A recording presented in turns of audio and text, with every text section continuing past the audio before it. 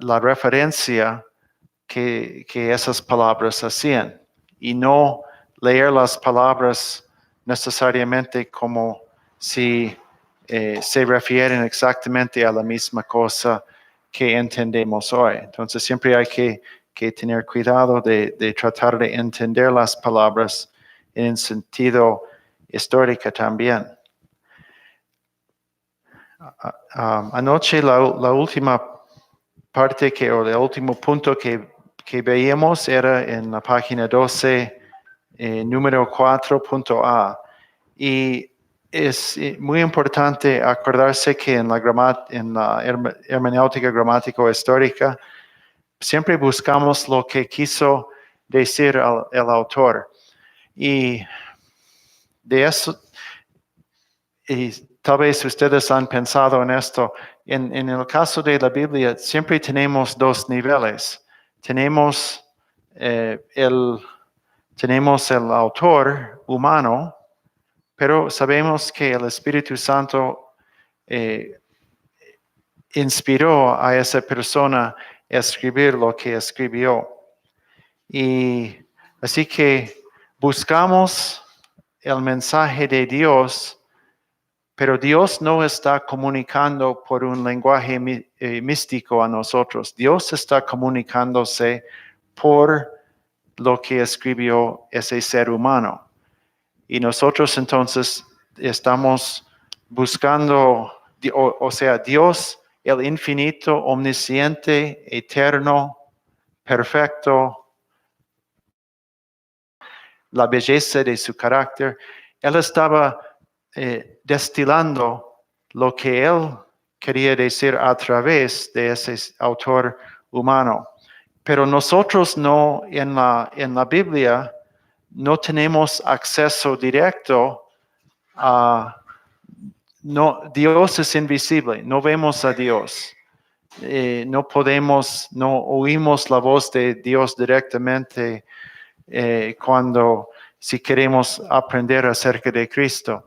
Entonces, nosotros tenemos que acercarnos a la mente de Dios, avalándonos de la comunicación que Él hizo por un idioma limitado a través de un hombre que también era un hombre finito, mortal, con un idioma que no expresa todo. Entonces, siempre es ese desafío de acordarnos de qué se trata. Dios, como es Dios, comunicándose, o usamos ayer la palabra acomodación, Dios acomodándose su comunicación, su sabiduría a través del canal de un ser humano, luego para ser interpretado por otros seres humanos como nosotros.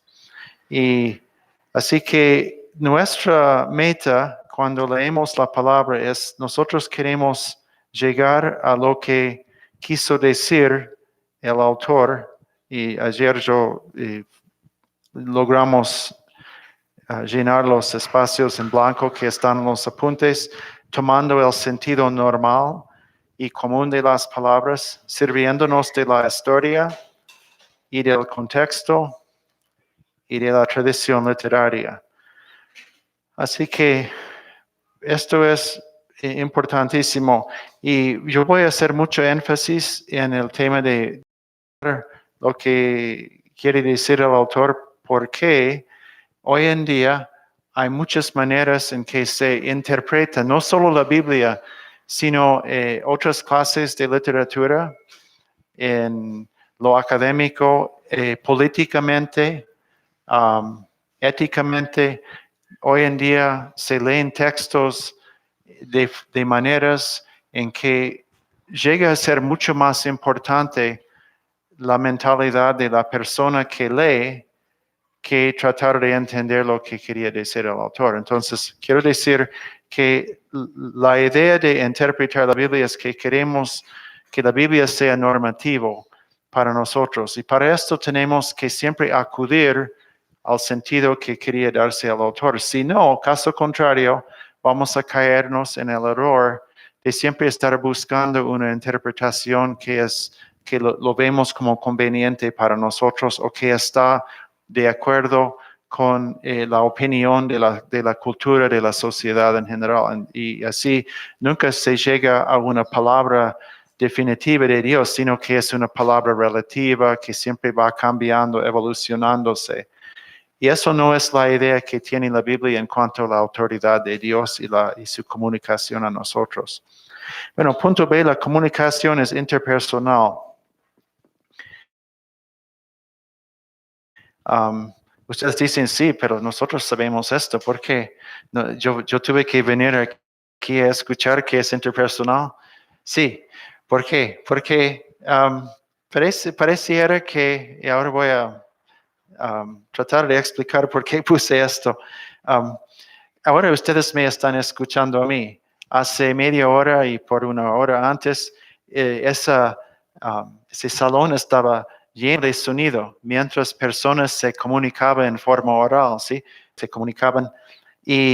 Pero con la Biblia estamos hablando, tratando de una comunicación por escrito. Y sin embargo, a veces tratamos la comunicación oral y la comunicación por escrito como si fueran cosas completamente lejanos el uno del otro, pero quiero enfatizar la cercanía de la palabra hablada con la palabra escrita, que nos va a ayudar en interpretarla. Y enfatizo que es interpersonal porque voy a decir algo que tal vez les va a ser un poco chocante. Las palabras no hablan.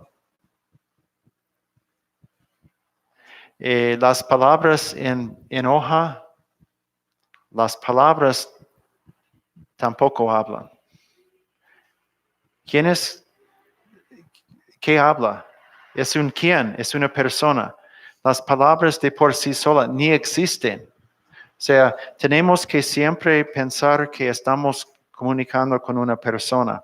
Y aún yo lo digo también y todos lo decimos, la Biblia dice, el texto dice, pero ahí se ve la diferencia entre el texto, entre el lenguaje hablado y el lenguaje escrito. ¿Por qué?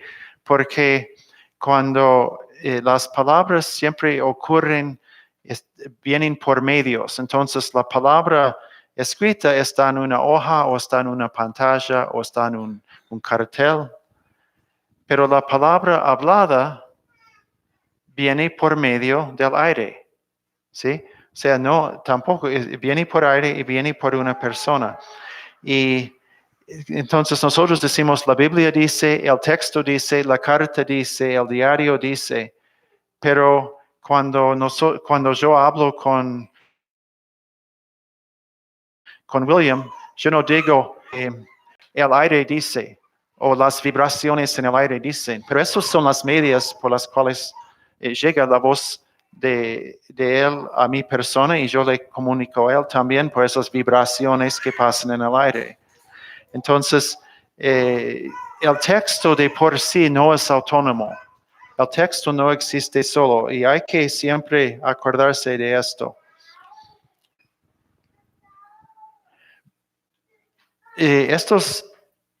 La comunicación entre personas tiene sentido en el contexto en donde están las personas. En la página 13, punto A, dice, para ilustrar, leemos las palabras. No hay lenguaje ni palabras. ¿Ustedes están conmigo en esa hoja? No hay lenguaje ni palabras. ¿Qué quiere decir? No hay forma de expresar. ¿Es una posibilidad, otra persona, otra forma de verlo? Que no es un lenguaje verbal, otra forma de interpretar. No está escrito. Bien, entonces nosotros tomamos gramática, ustedes cada uno ha ofrecido una interpretación que es posible por el significado de las palabras, ¿sí? Que también es posible por la gramática, ¿sí? Ahora vamos a ver, vamos al Salmo 19.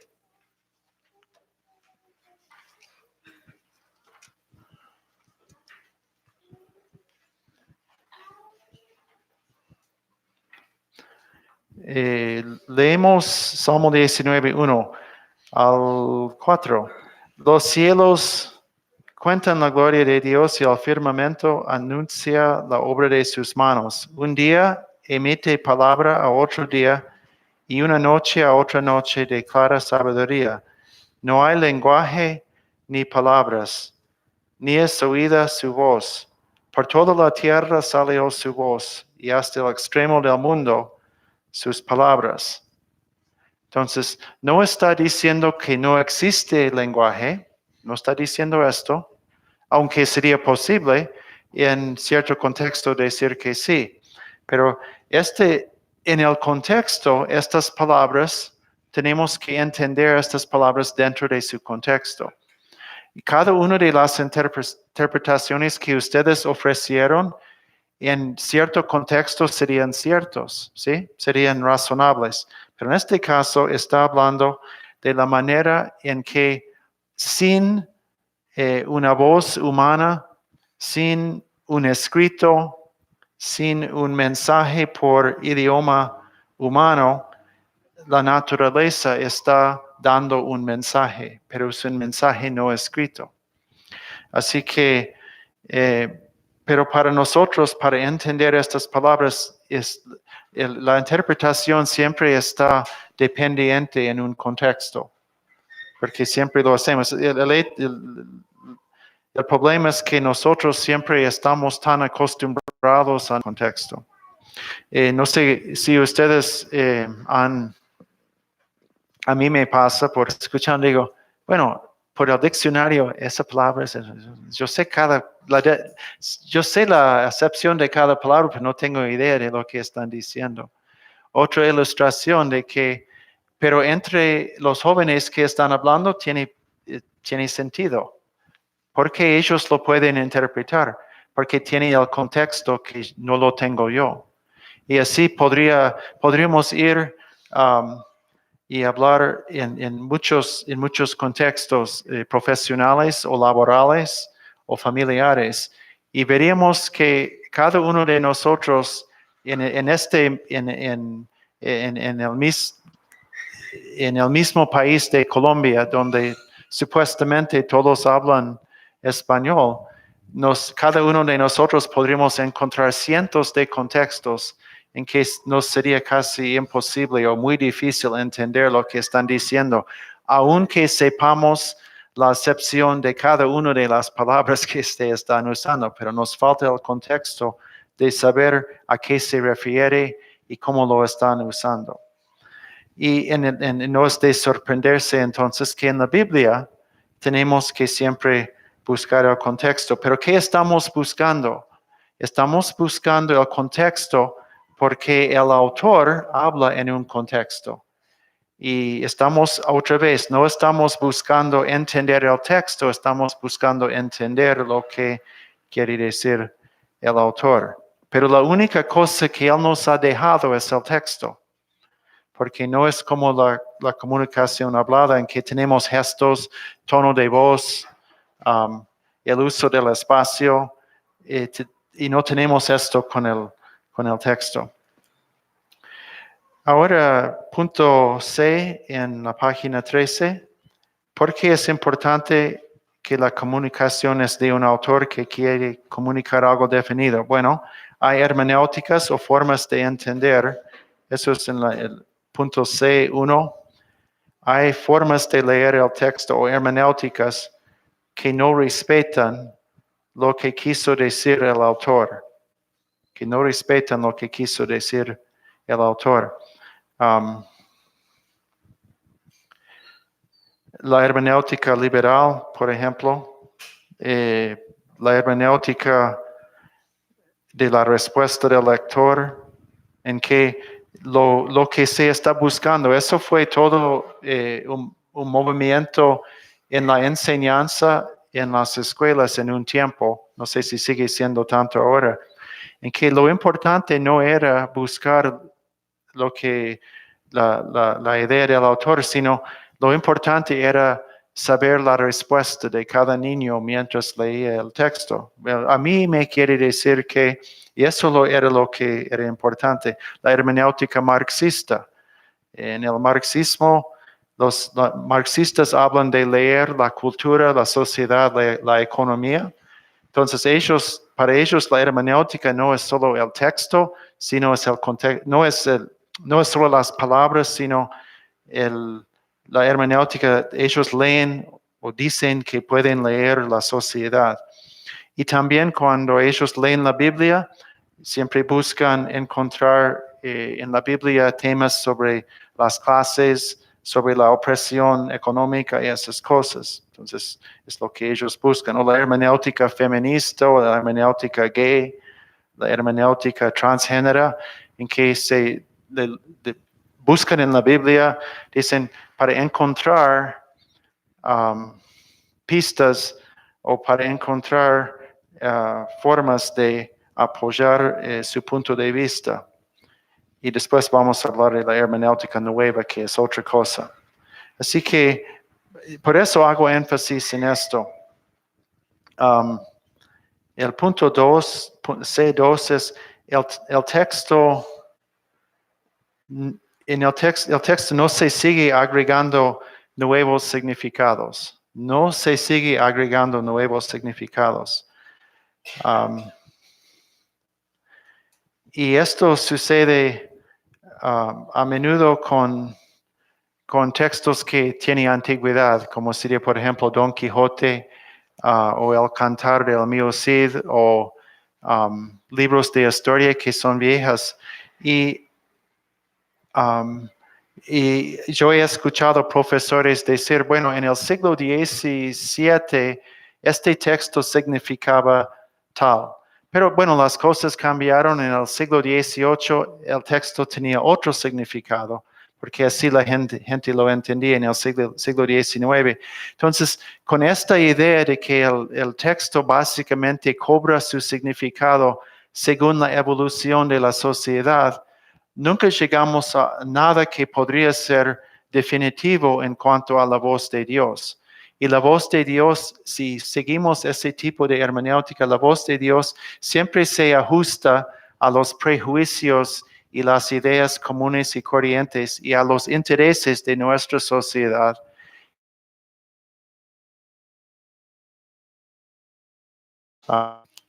Y digo esto tanto, tal vez, yo no creo que en esta iglesia es un problema. Creo que en esta iglesia ustedes están bien fundamentados, pero ustedes viven en un mundo en que estamos, hoy en día el tema transgénero, el tema gay, es uno de los temas en que se está promoviendo esto con un gran furor y mucho fanatismo. Pero nosotros sí escuchamos argumentos como que, bueno, ustedes tienen su palabra, ustedes tienen la Biblia. Pero bueno, la Biblia, hay que saber interpretar la Biblia según la época en que uno está. Entonces, nosotros también escuchamos esto. O escuchamos, que no hay una moralidad definitiva y absoluta para el mundo. La moralidad tiene que seguir cambiando según la sociedad. Y nosotros, si no sabemos por qué la Biblia es normativa, por qué tiene autoridad y que Dios quiso decir algo a través de ese autor.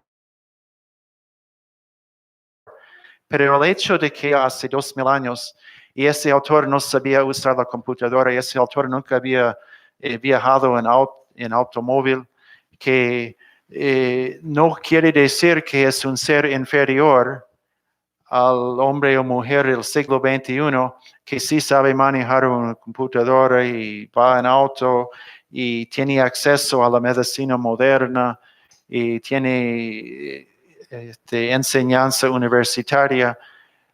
Eso no cambia en absoluto el tema de si la Biblia sigue siendo cierto o no, porque la cuestión es si Dios inspiró a ese hombre de hace 2000 años o hace 3000 años de una manera que puede ser, seguir siendo válido y seguir siendo verídico, y en vez de ser juzgado por por el mundo de hoy, si esta palabra es una palabra que está por arriba y por encima del mundo de hoy. Tenemos que decidirnos en este sentido. Bueno, sigamos entonces en la página 13.d. Hay algunos, si digo, tenemos que entender Dios a través del autor humano, porque lo tenemos que hacer.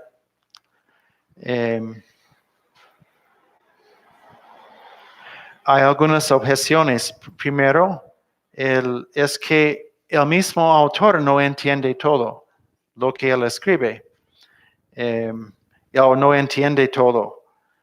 Y especialmente si es una profecía acerca del futuro, el autor humano recibe un mensaje, pero eso no quiere decir que él entiende todo como Dios lo entiende.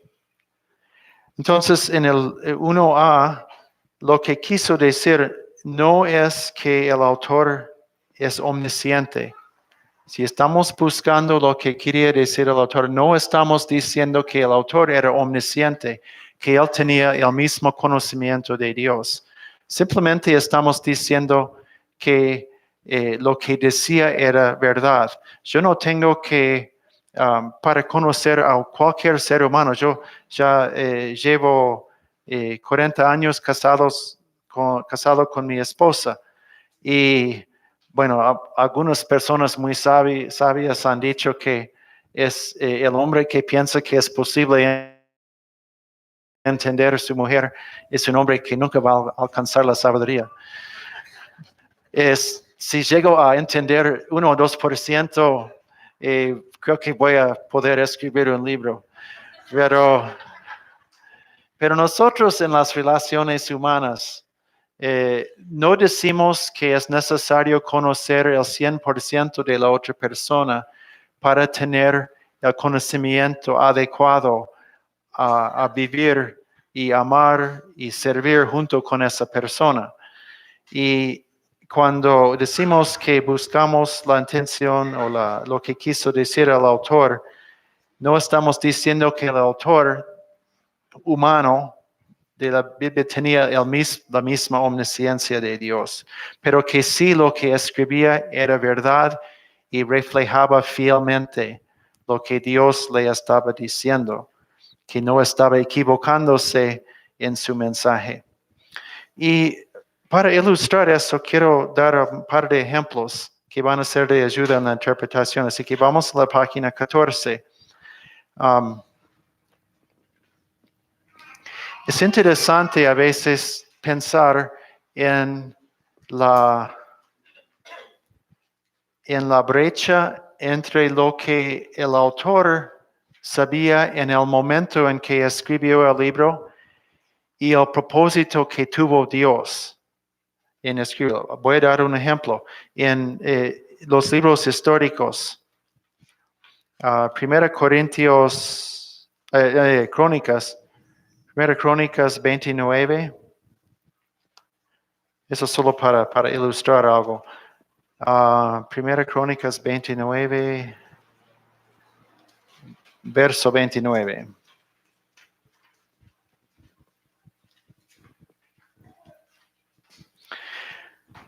Bien, el cronista dice, los hechos del rey David, primeros y postreros, están inscritos en el libro de las crónicas de Samuel vidente, en las crónicas del profeta Natán y en las crónicas de Gad vidente. ¿Qué está diciendo él con esto? Bueno, ¿quién escribió el libro o los dos libros de las crónicas? Era una persona que llamaríamos cronista. No sabemos, él no da su nombre, no sabemos por nombre quién era. ¿Qué era la manera de trabajar de un cronista? Bueno, sabemos que el cronista siempre oraba y estaba solos esperando que baje la voz de Dios del cielo, ¿no es cierto? No, no es cierto. Eso no es la forma de trabajar de un cronista.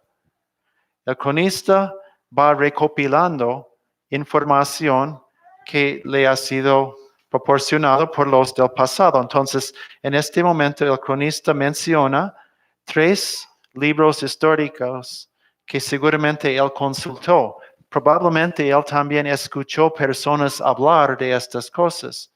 Pero el cronista en ningún momento dice, vino a mí palabra de Jehová. No lo dice nunca. Tampoco lo dice en los libros de Samuel, de los reyes. No dice, Jehová me dijo que yo tenía que decir tal y tal cosa. Ellos hicieron un trabajo que a su óptica dependía totalmente en, en registros y informes ya escritos y en tradiciones que ellos recibieron. Es muy probable que el cronista ni estaba consciente que el Espíritu Santo estaba guiándole.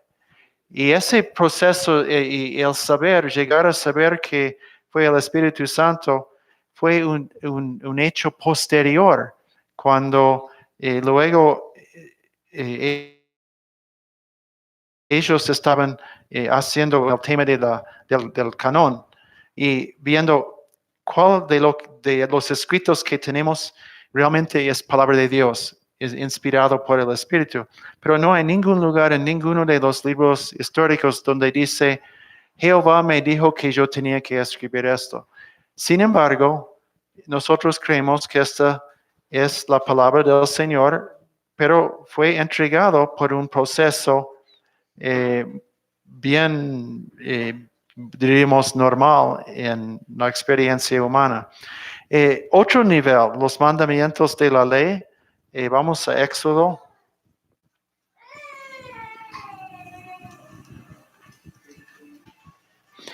Sí, 21.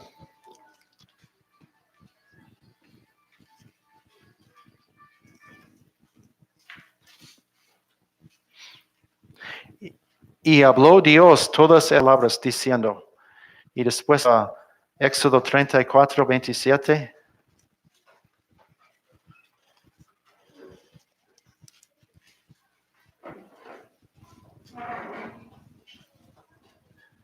Y Jehová dijo a Moisés, escribe tú estas palabras, porque conforme a estas palabras he hecho pacto contigo y con Israel. Bueno, volvemos al tema del pacto que conversamos esta mañana.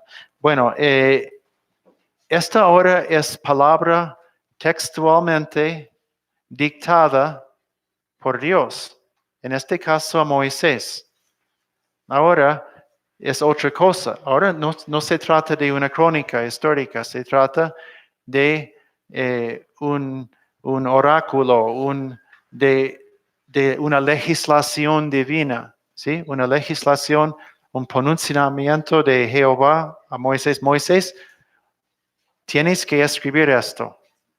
Y Moisés fielmente lo escribe.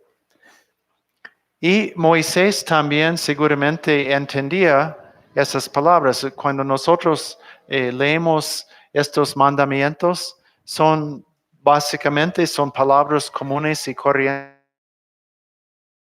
y tal vez no los entendemos perfectamente, pero los entendemos bastante bien. Así que eso es las dos cosas son inspiradas. El libro de Crónicas, Samuel, Reyes son inspirados por el Espíritu. Pero en este caso, la forma en que llegó la palabra fue que Dios le dictó a Moisés la palabra. Y finalmente tenemos cosas, por ejemplo, en las profecías, en que el profeta recibe la revelación en un sueño, recibe en una visión o recibe una palabra directa. Dice Jehová, o vino a mí palabra de Jehová. Es una fórmula profética. Vino a mí Jehová. Pero a veces el profeta no está escribiendo palabras que dijo Jehová, sino que el profeta escribe o cuenta acerca de una visión. Entonces dice, yo vi tal y tal cosa.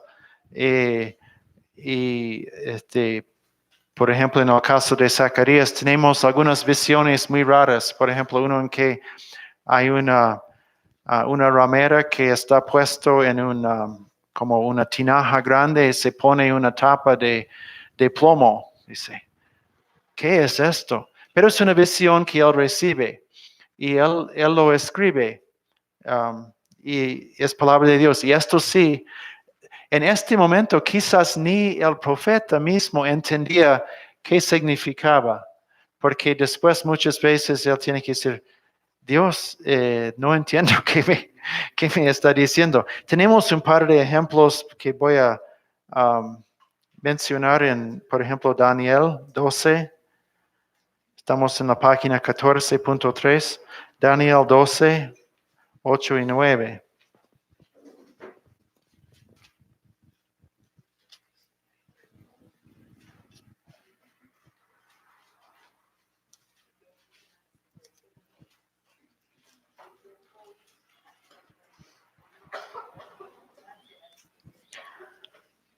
Y Daniel, eso pasa varias veces a Daniel. Recibe una visión y no lo entiende.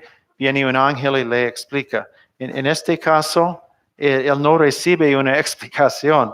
En el capítulo 12, el ángel que le aparece está explicando algunas cosas. Pero, versículo 8, dice Daniel escribe, yo oí, mas no entendí. Y dije, Señor mío, ¿cuál será el fin de estas cosas? Él respondió, anda, Daniel, pues estas palabras están cerradas y selladas hasta el tiempo del fin. Podríamos decir que Daniel recibió las palabras, entendió la acepción de cada palabra, Daniel entendió la gramática, pero él no sabía, no entendía a qué se refería, a dónde se apuntaban esas palabras. No entendió Daniel, entonces él pregunta. Y eso es la situación a que hace referencia Pedro en primera Pedro 1.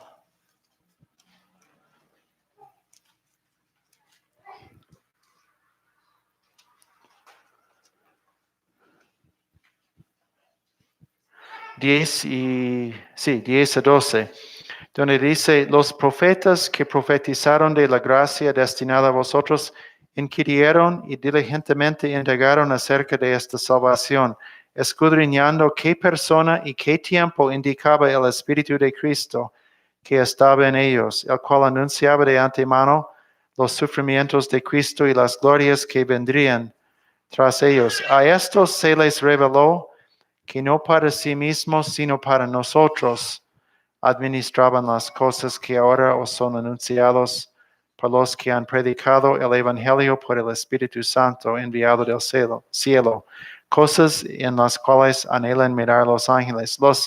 En algunos casos los profetas recibieron palabras y entendieron que eran de Dios, entendieron que tenían algo que ver con el Mesías, pero no tenía más datos, más precisión, y quedaban ellos con muchas dudas y sin poder entender todo. Sin embargo, vuelvo a repetir, Dios comunica a través de ellos y usa esas palabras y las usa en un contexto. Así que vamos ahora pronto a hablar más acerca de esto. 14.2. Esto es importante. ¿Qué hacemos con el hecho de que los autores humanos fueron inspirados por el Espíritu Santo? ¿No debiéramos buscar el sentido del Espíritu por encima de las palabras humanas? Yo he escuchado a veces personas decir, A veces sucede a veces en movimientos pentecostales, pero también sucede en otras iglesias, donde la idea más o menos es esto. Tenemos que de alguna manera obviar, pasar por alto. Tenemos que llegar a tener un acceso directo al Espíritu de Dios, porque esas palabras pueden ser objeto de confusión. Y más cuando hay diferencia entre hermanos cristianos en la interpretación, a veces decimos, ¿por qué no podríamos simplemente acceder directamente a la mente de Dios? Y así no tendríamos esos conflictos.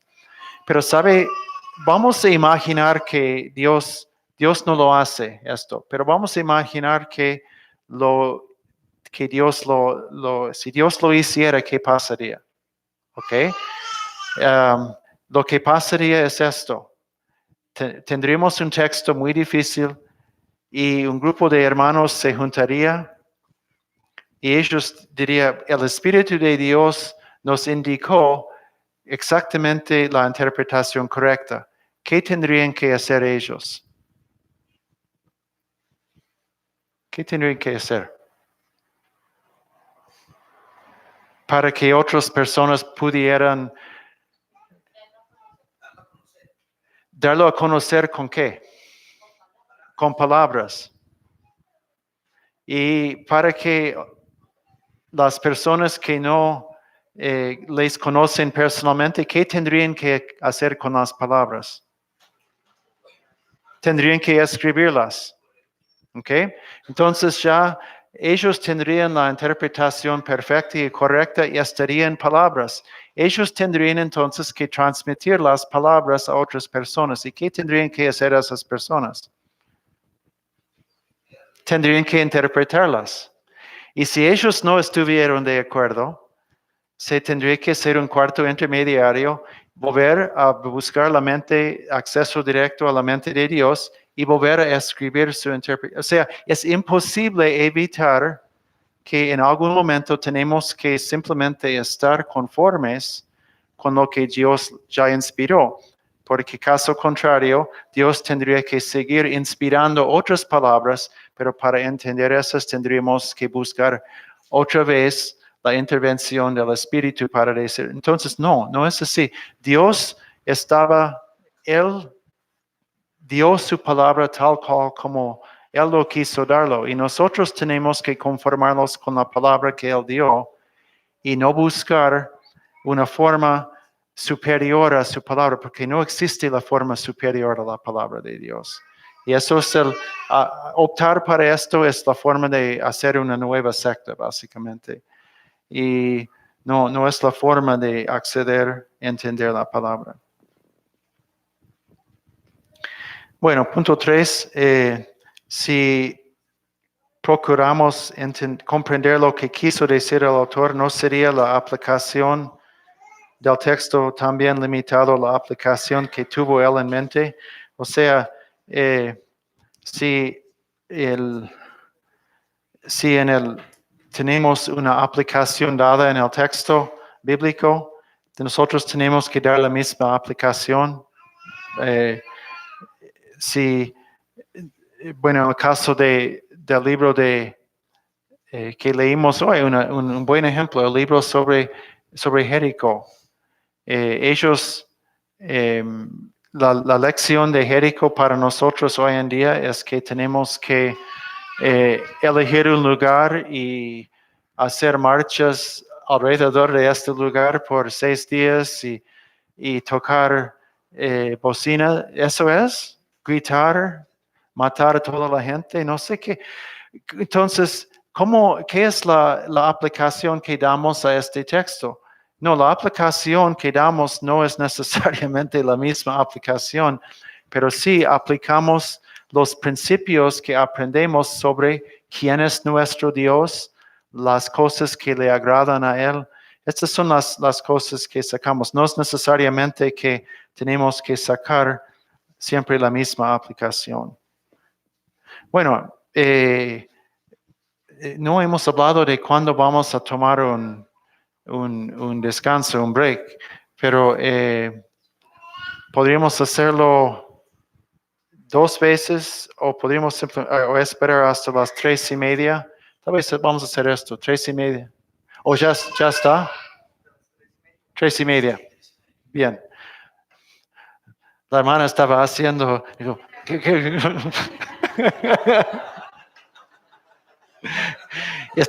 Y yo iba a buscar una interpretación, pero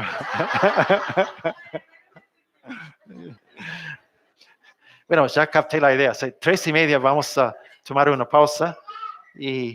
Pero esto de las preguntas o comentario, en base, tal vez eso ha suscitado alguna pregunta, alguna inquietud, lo que venimos hablando.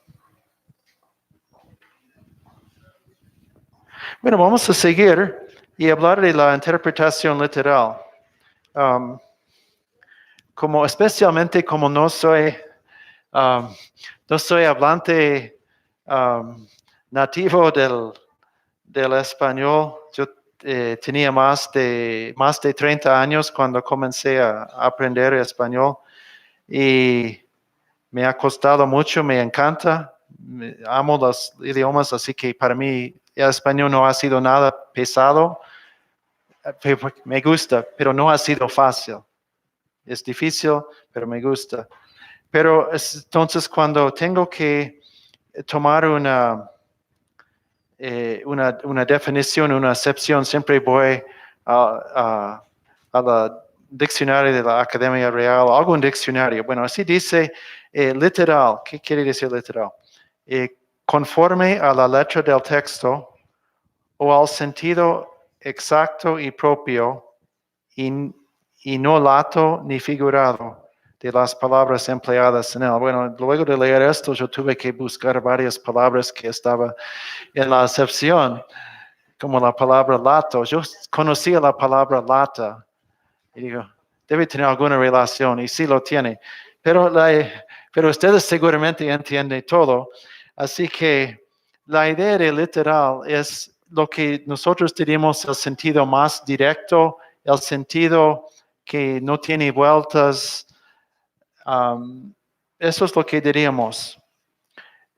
Un poco más adelante vamos a ver que hay cierta ambigüedad, pero por ahora está bien. O sea, es el sentido en que hay pocas figuras de dicción, poco simbolismo o nada, y muy, muy plano, muy lato. Y esto me lleva a contarles tal vez algo que les ha pasado a ustedes también. Cuando a veces me ha tocado hablar con alguien que no me conoce, un desconocido total, y si digo, surge el tema de entre comillas, de la religión, o hablando de Dios, o si dice, no, usted es pastor. Y siempre es poco como la mujer samaritana que hace una pregunta religiosa para seguir la conversación. Dicen, ¿ustedes creen que se debe interpretar la Biblia en sentido literal o figurado? ¿Eso ha pasado a algunos de ustedes? Y se dice, ¿ustedes qué piensan? ¿Cómo se interpreta la Biblia? Es como una pregunta de una persona que realmente no le interesa, pero es simplemente porque quiere aparentar saber algo. Y la verdad es que la respuesta correcta no es ni literal ni figurado, sino en el sentido que lo quiso decir el autor. Si el autor quería usar un sentido figurado, eso es lo que yo quiero entender. Si él hablaba literalmente, yo quiero entender esto. Pero lo interesante es que lo figurado depende del sentido literal de las palabras. Entonces, por eso en página 15, dependencia.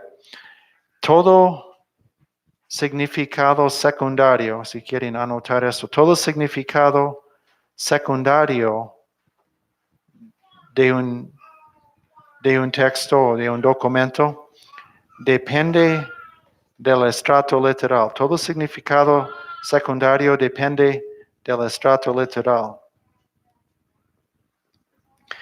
Ejemplo, vamos a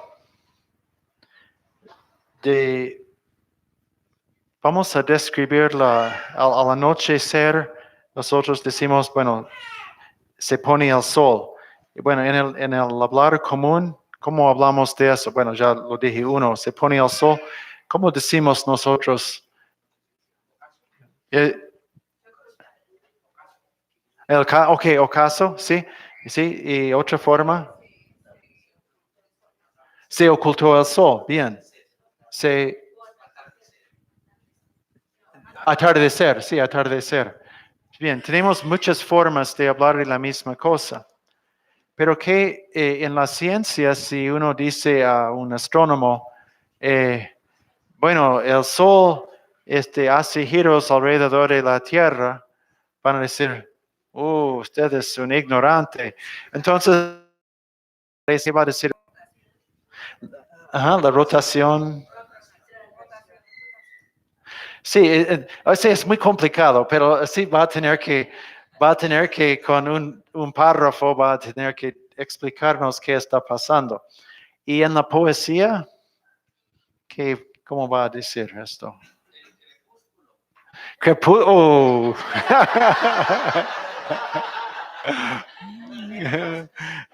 O en un poema romántico, querida, veo que se va oscureciéndose la luz en sus ojos mientras la noche se avanza. No sé cómo es, pero sería una cosa. No, el tema es que yo soy un gran poeta en inglés, pero en español no. No, es mentira. Tampoco, no. No soy gran poeta en inglés tampoco.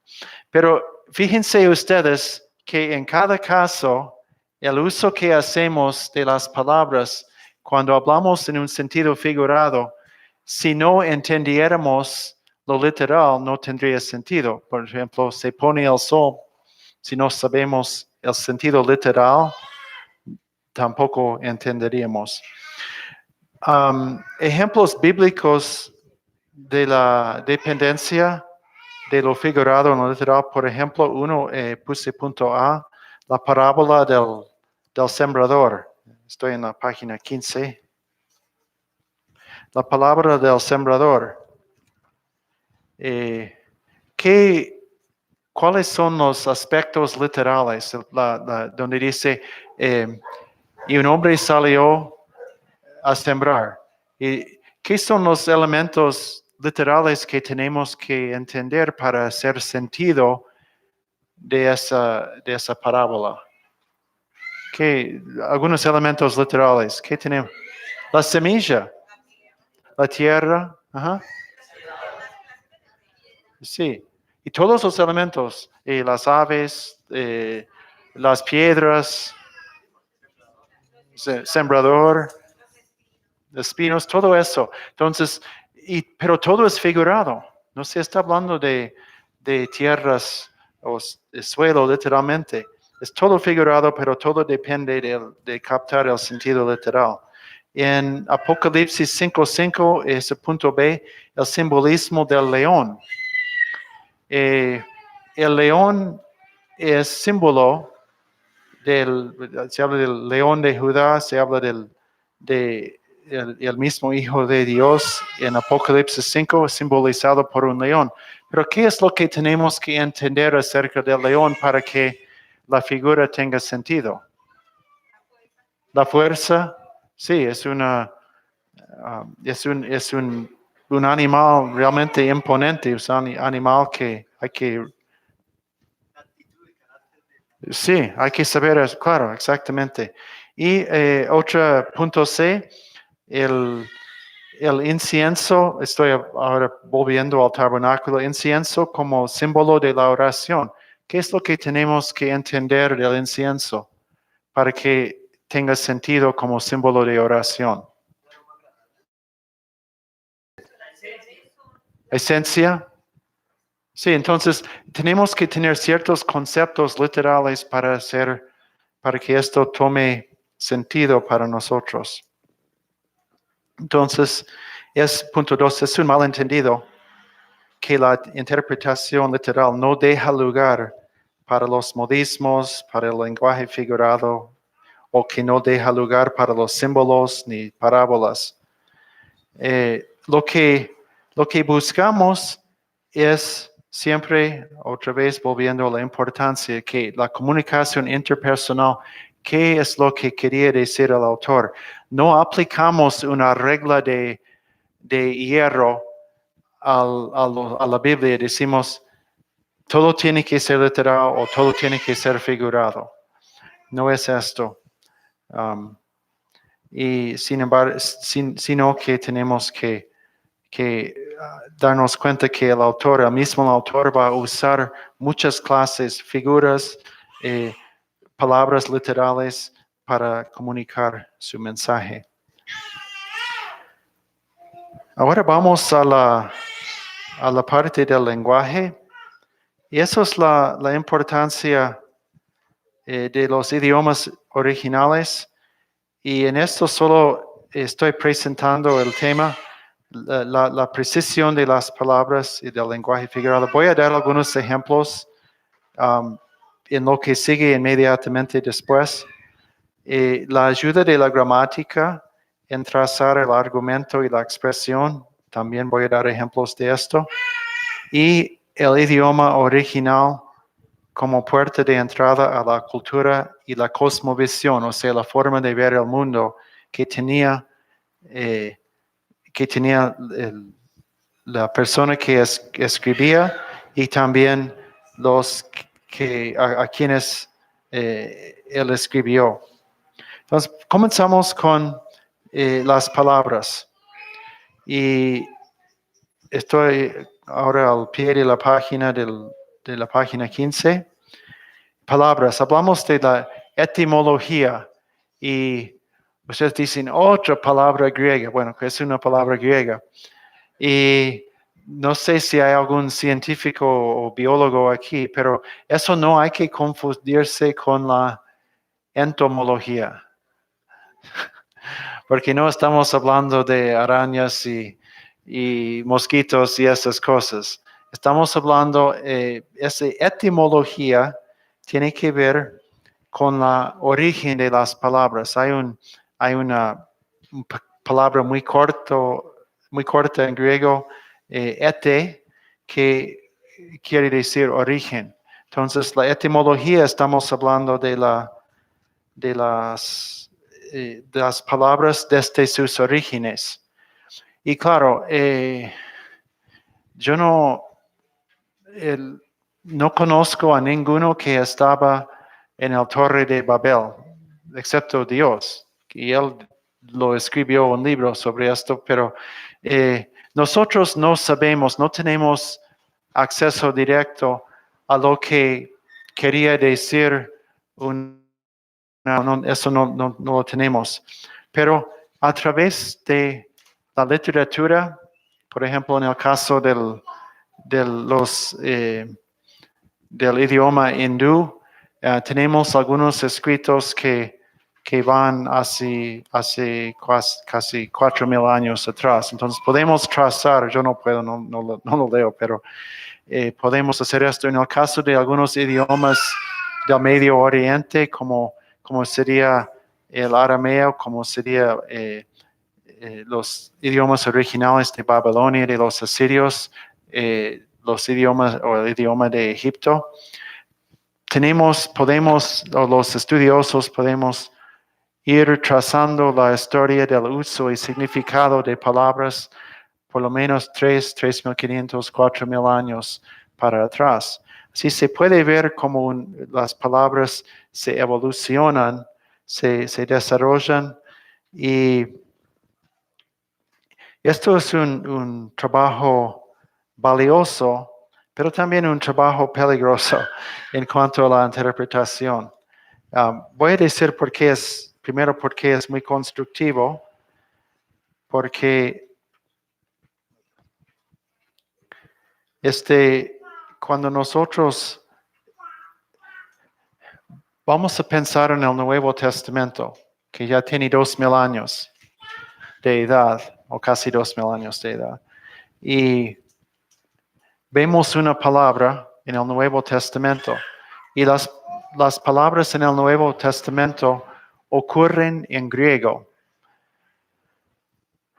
Nosotros, si tenemos tiempo o si podemos acudir a un comentarista o un estudioso, podemos tomar una palabra que ocurre en griego y luego ver cómo esa palabra fue usado por lo menos por 1000 años o 1500 años antes de Cristo. Podemos ver cómo esa palabra fue siendo usado, que no necesariamente nos da la idea correcta, pero puede darnos algunas claves para entender la palabra. También tenemos otra cosa interesante. Creo que la mayoría de ustedes saben que el Antiguo Testamento, escrito originalmente en griego, fue traducido un poco más que 100 años antes de Cristo por unos escribas que eran bilingües, que sabían hebreo y sabían griego.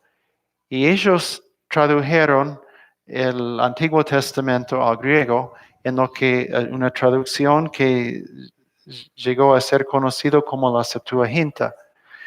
Y si yo estoy interpretando el Nuevo Testamento, por ejemplo, una palabra como la justicia, una palabra muy importante en Pablo, en Romanos 1:3, la justicia de Dios, yo puedo ir, y porque él escribe en griego, y tomar la palabra para justicia, que es dikaios, y puedo ir a la Septuaginta y ver cómo se tradujeron las palabras en hebreo al griego. Entonces, es mucho trabajo, pero así yo puedo acceder al hecho de que en el Antiguo Testamento la palabra para justo y para justicia venía de una raíz hebrea que tenía 3 letras que eran más o menos como Z, D, K, por así decirlo.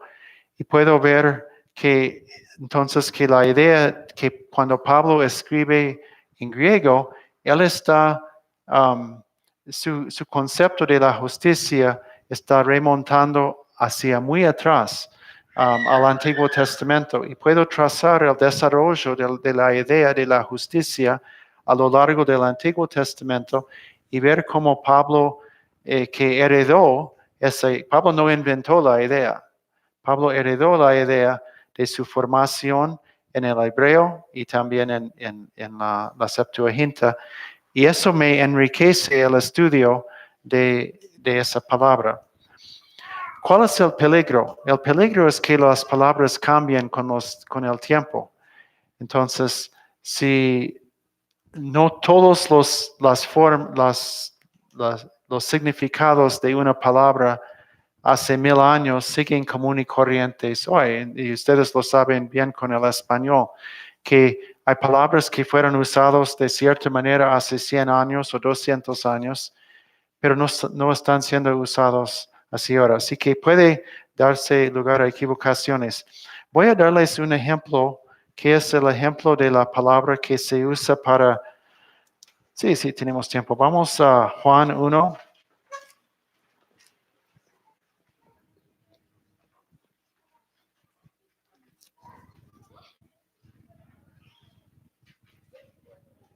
Juan 1:1 dice, en el principio era el verbo, y el verbo era con Dios, y el verbo era Dios.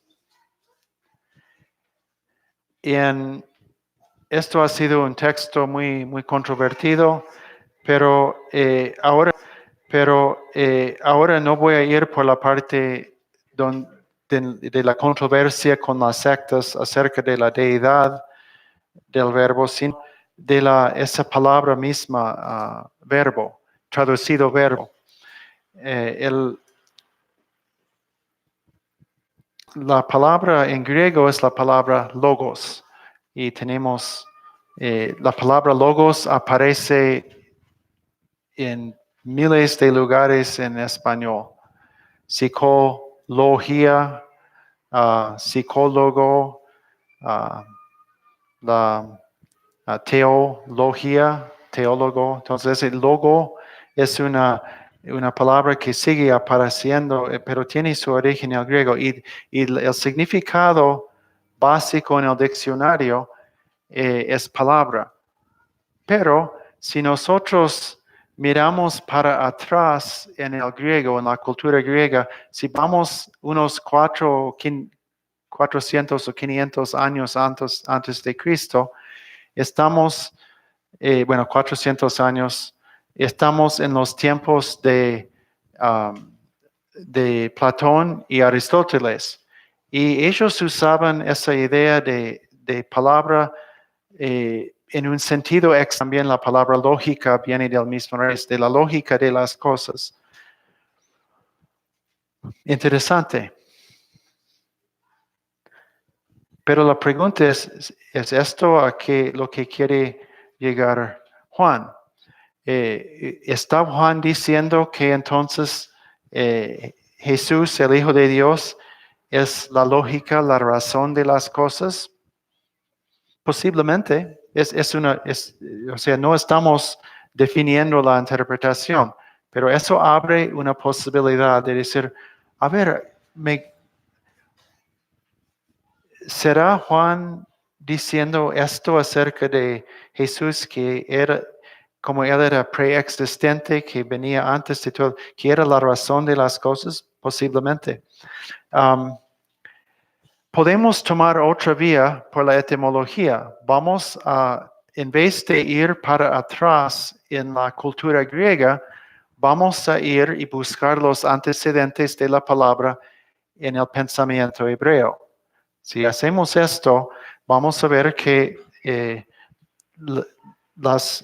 palabra verbo podría ser, depender de una palabra en hebreo que es davar. Y davar también quiere decir palabra, pero esa palabra davar en hebreo puede decir o palabra o asunto. ¿Qué hacemos con esto? Otra vez estamos con la etimología, pero también hay otra palabra que podría ser traducido como verbo, y esa palabra en hebreo, que es la palabra, es un verbo amar, y nada que ver con amar en español, pero es aleph, mu, ro, ere, que es un usado mucho en un verbo que habla de decir. Bueno, en el hebreo, esas palabras tienen un sentido mucho más activo, porque en el pensamiento griego, palabra es pasivo, es estático. En hebreo, tenemos ese concepto de la palabra de Dios creativa. Dios habla y cosas suceden. Cuando Dios habla, se hace la voluntad de Dios. Cuando Dios habla, el mundo es creado. Cuando Dios habla, las aguas y las tierras se separan. Las aguas se poblan de peces y los cielos de aves. Cuando Dios habla, los enemigos están derrotados. Hay todo un estudio en que se va a través de Génesis y también en los Salmos y en los libros proféticos, en que se ve que la palabra de Dios no es estático, sino es una palabra que actúa. Ahora, esto en parte fue la decisión que los traductores tuvieron que tomar cuando, eran solo uno realmente y después dos, en la Reina Valera, cuando tradujeron, podrían haber elegido palabra o elegir verbo. Y creo que ellos optaron tratando de comunicar el sentido dinámico y por eso en vez de decir palabra, lo tradujo como verbo. Yo personalmente, es una opinión mía, yo pienso que es más acertada optar por, en vez de ir por Platón y Aristóteles, que probablemente no los conocía un hombre adiestrado en los clásicos griegos, sino en la Biblia hebrea. Es más probable que él estaba pensando que Jesús es el verbo, la palabra activa de Dios. Pero eso les da una idea tanto de lo que puede ser una ayuda grande de la etimología y también puede conducirse a equivocaciones. Así que casi toda cosa buena, las cosas que no sirven, no sirven. Las cosas que sirven muchas veces sirven para bien o para mal. Entonces, las herramientas más poderosas a veces pueden usarse bien o mal. Pero eso es para darles una idea del valor de la etimología en la interpretación. Y ustedes dicen, pero yo no sé griego, no sé hebreo. Y ahí hay mucho valor en usar las concordancias, la concordancia Strongs, que muchas veces figura, es un tomo muy grande, yo lo tengo, pero no hace falta tener esto para tener acceso electrónicamente a los números de Strong. Entonces usted puede ir y buscar una palabra en la concordancia de Strong en su Biblia electrónica o en Internet y va a dar el número de Strongs. Entonces uno va con ese número y encuentra la palabra, o sea, en griego o en hebreo. Y luego también hay los buenos comentaristas muchas veces también hablan de esto. Entonces eso puede ser una ayuda. Y vamos ahora en la página 16, el estudio comparativo de las palabras. Y lo importante en esto es encontrar que en muchas, no todas las palabras, encontrar la gama de sentidos. Por eso yo elegí la palabra fe y porque hay que estar consciente que si yo veo la palabra fe en la Biblia, no necesariamente siempre quiere decir la misma cosa. Entonces vamos, por ejemplo, algunos de ustedes, muchos no tienen los apuntes, ¿no? Entonces vamos a la palabra fe. Romanos 4:5 dice, eso es para ilustrar la importancia de estar consciente que una palabra no necesariamente siempre dice exactamente la misma cosa. Los significados siempre están relacionados entre sí, pero a veces hay matices, hay tonos de diferencia. Entonces, Romanos 4:5, mas al que no obra, sino cree en aquel que justifica al impío, su fe es contada por justicia. Entonces, aquí la fe es la actividad o la disposición de la persona que no obra, o sea, no confía en sus obras, no obra para salvarse, sino cree en aquel. Entonces, en este caso, fe es la fe depositada en Jesús para la salvación. Pero ahora vamos a 2 Corintios 5:7. 2 Corintios 5:7.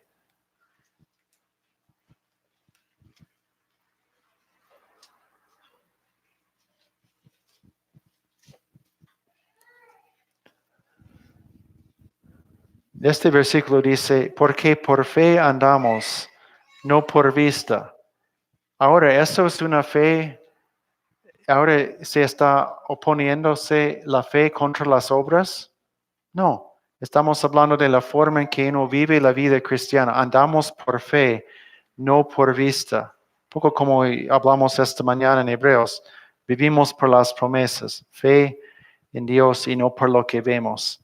En Romanos 10:9, otro uso de la palabra para fe.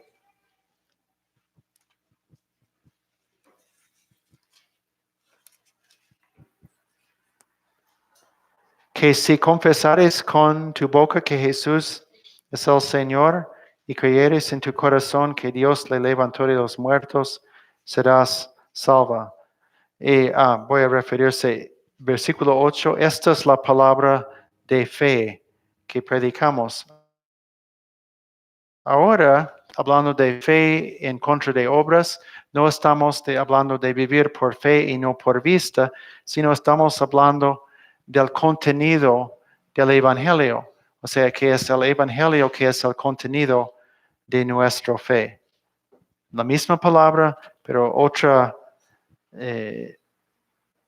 otro significado. Y todos esos significados son relacionados, pero no son lo mismo. Bueno, en Gálatas no vamos a leerlo. 1:23, la fe, Pablo dice que yo predicaba la fe. Eso es el cristianismo. Y en 1 Corintios 13:2, es el famoso capítulo sobre el amor. Corintios 13:2 es el famoso capítulo sobre el amor. 1 Corintios 13. Si tuviese profecía y entendiese todos los misterios y toda ciencia, y si tuviese toda la fe, de tal manera que trasladase los montes y no tengo amor, nada soy. No es fe para salvación, no es el contenido de la fe cristiana, no es fe contra la vista. Esto ahora es fe que obra milagros. ¿Sí? Entonces, otro significado de la palabra fe. Y entonces hay que estar consciente de esto y no siempre decir que una palabra siempre tiene que decir la misma cosa. Ahora en la página 17, el estudio de sinónimos. Vamos a Éxodo 20:13.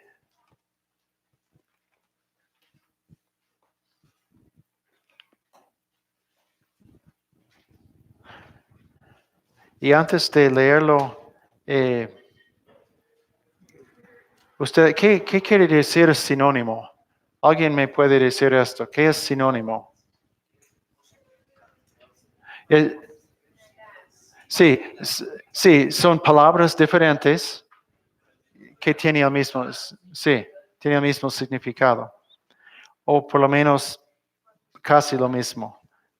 Lo mismo, casi lo mismo. Entonces en Éxodo 20:13 dice, no matarás, no matarás. Y esto ha dado lugar a un montón de discusiones, hasta que no se debe matar a los animales, no debe comer vacas ni cerdos. Ha dado lugar a personas decir, no, yo como soy cristiano, yo no puedo ser policía. ¿Qué pasa si tengo que matar a alguien? Ha dado lugar a que un juez dice en un país donde está la pena de muerte, no, como yo no puedo ser juez tampoco, porque ¿qué pasa si yo estoy presidiendo sobre un caso? Tampoco, porque ¿qué pasa si yo estoy presidiendo sobre un caso de esto? Y un montón de discusiones en torno a esto. Ahora, si uno busca en el hebreo, hay muchos sinónimos que básicamente quieren decir matar, pero que son diferentes. Entonces, yo voy a decirles algunas palabras en